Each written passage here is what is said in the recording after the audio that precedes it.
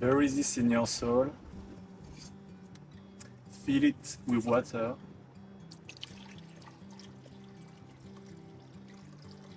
and forget about it. That's it. This little terracotta pot can cut your water use by up to 70%. And it's been doing exactly that in people's garden for thousands of years. So today I'm going to show you how to make one in 5 minutes for less than €5. And I will explain why it actually works, because once you get it, you will want one in every single pot. So first, let me explain the idea behind it, because it's actually pretty clever. Terracotta is full of tiny holes you can't even see, and when you bury a terracotta pot filled with water in moist soil, almost nothing comes out. But as soon as the soil starts to dry out, it pulls the water through the clay wall drop by drop right into the root zone. And the drier the soil, the more it pulls. And the wetter the soil, the less it pulls. And it can cut your water use by 50 to 70% compared to watering from the top. And this is why oyas are used not just in pots and containers, but also in garden beds. And you can bury one between 2 or 3 plants and it will water all of them at once. In a raised bed or in an in-ground vegetable patch, a single oya can cover a surprisingly large area. Same principle, just more root zone to work with. Alright, let's talk about what you need, and it's only 3 things. First, an unglazed terracotta pot. And this part is really important. It has to be unglazed, which means no shiny coating on the inside or outside. If it looks shiny, it won't work. So you want raw matte clay. And a 15 cm pot is a good size for most grow bags. Now, if you don't want to DIY it, there is also ready-made oyas you can buy. It's much narrower than a standard pot, which makes it perfect for smaller containers where you don't have a lot of soil volume to work with. And it already comes sealed at the bottom, so there is nothing to plug. You just fill it and bury it. It costs a bit more than the DIY version, but it's a good option if you want something ready to go straight away.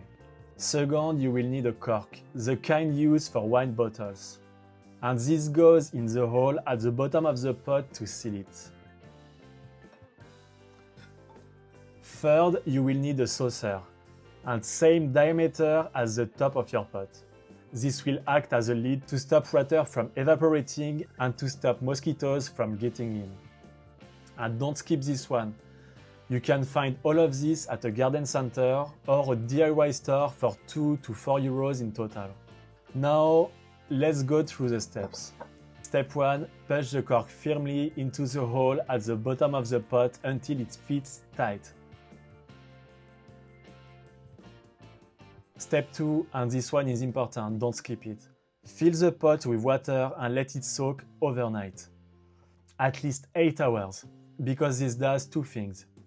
It makes the cork swell up, so it becomes completely watertight, and it lets you check if your pot is actually porous.